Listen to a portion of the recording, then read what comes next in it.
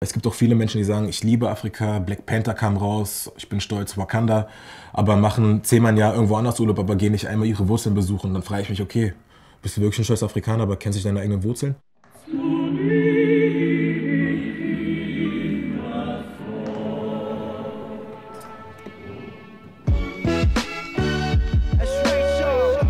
Ich bin Barry Hammerschmidt, aka Bodyformers, bin 28 Jahre alt, komme aus Berlin, bin in Schöneberg aufgewachsen und bin Comedian, Motivator und eigentlich Allrounder, würde ich jetzt mal sagen. Meine Mama kommt aus Sambia, ist ein kleines Land in Afrika, und mein Vater war Deutscher. Meine Mutter ist in einem Dorf aufgewachsen, dann ist sie in eine Schule gegangen in der Stadt und dann von dort aus hat sie dann halt den Schritt gemacht, nach Europa zu kommen. Ich habe eine sehr große Familie in Afrika, unglaublich. Meine Oma und Opa, die leben immer noch. Mein Opa ist 98 Jahre alt, meine Oma ist 92, mein Opa fährt immer noch Fahrrad. Sambia ist erstmal ein übertrieben krass friedliches Land. Und ich merke es einfach, wenn ich da im Dorf unterwegs bin. Die Kinder haben zwar nicht viel, aber die sind krass glücklich. Und es ist dann immer echt krass für mich, wenn ich dann hier in Deutschland bin und denke, ich habe Probleme, aber ich bin bei denen und die sind glücklich, obwohl sie gar nichts haben. So, du schenkst denen einen kleinen Fußball und das ist alles für sie. Afrika ist einfach komplett positiv für mich. Natürlich gibt es auch viele negative Seiten, aber jedes Mal, wenn ich dann meine eigenen Wurzeln besuche, bin ich glücklich. Wir sind eine sehr, sehr verrückte Familie, sind sehr, sehr offen. Das heißt, bist du bei mir zu Hause, bist du direkt auch ein Familienmitglied. Egal, ob ich dich jetzt ein Jahr kenne oder einen Tag kenne. Das hat mir meine Mutter früh beigebracht, dass die Familie sehr, sehr wichtig ist. Meine Mama ist eine sehr, sehr strenge Frau und hat mir Respekt halt sehr, sehr krass beigebracht. Und deswegen bin ich auch ein respektvoller Mensch gegenüber anderen Menschen.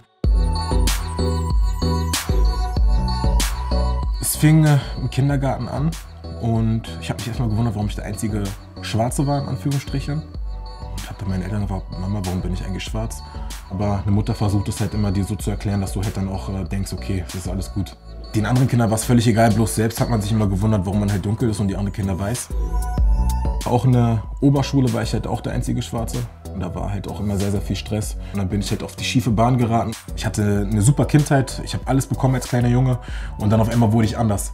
Ich wollte halt anderen Menschen beweisen, dass ich auch cool bin. Hatte einen falschen Freundeskreis, wollte cool sein und ich war halt zu diesem Zeitpunkt, zu dieser Zeit, wo alles passiert ist, halt ein Mensch, der halt auf alles negativ reagiert hat.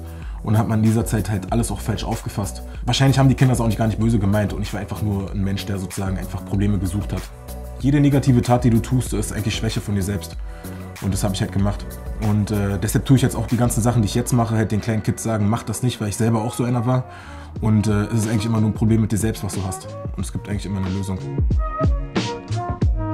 Ich war schon immer stolz auf was ich bin. Ich war halt so ein kleiner Pausenclown, war immer ein lustiger Typ, bloß dann auch früh gemerkt habe, dass ich ein Entertainer bin. Und ich wusste auch schon immer als kleiner Junge, wo ich halt das erste Mal Prince of Bel-Air gesehen habe, dass ich jetzt irgendwann mal was reißen will. Es gibt auch einen anderen Braun, der was drauf hat, so will ich sein.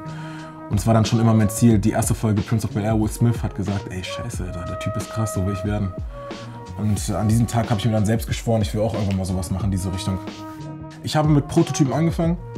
Habe halt Länder parodiert. Ich war im Fitnessstudio, war mit einem Kumpel und wir haben über unsere alte Zeit geredet, wie wir damals aussahen. Picaldi-Hose, Jack-Black-Hose, Alpha-Jacke, Bauchtasche, Hose in den Socken. So wie wir früher rumgelaufen sind, so der typische Kanacke. Und er hat übertrieben krass gelacht und dachte ich mir, okay, ich mache so ein Video. Und auf einmal ist meine Seite explodiert. Diese Prototypen so krass ankommen, weil die Leute sich da drin selbst sehen. Meine Videos sollen natürlich auch die Leute halt dazu befördern, gegen Rassismus zu sein. Zum Teil schon. Der erste Gedanke war halt, dass man auch über sich selbst lachen könnte.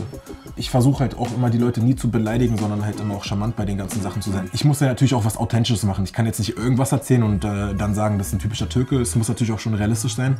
Deshalb sollte sich ein Mensch da nicht angegriffen fühlen. Wenn ich einen Witz über einen Türken mache, sollte ein Türke drüber lachen. Genauso kannst du auch einen Witz über mich machen. Weil ich glaube, jeder von uns hat schon mal Witze gemacht über irgendeinen anderen Ausländer. Solange es halt nicht übertrieben ist. Und deshalb sollte, glaube ich, die ganze Welt so sein. Ein bisschen mehr Humor haben, weil es gibt genug Krieg und deswegen will ich was Positives mitwirken.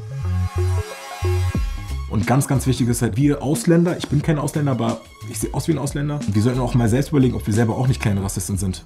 Ob wir nicht auch was gegen Türken sagen oder gegen Araber sagen oder der Schwarze sagt was gegen anderen Schwarzen oder der Asiate sagt was gegen einen anderen Asiaten. Du selbst magst dich selber auch nicht, aber bist dann gegen einen Deutschen. Das ist auch völliger Schwachsinn. Das heißt, man sollte an sich selbst erstmal arbeiten, sich an die eigene Nase fassen, bevor man über einen anderen Menschen urteilt. Egal wie er aussieht.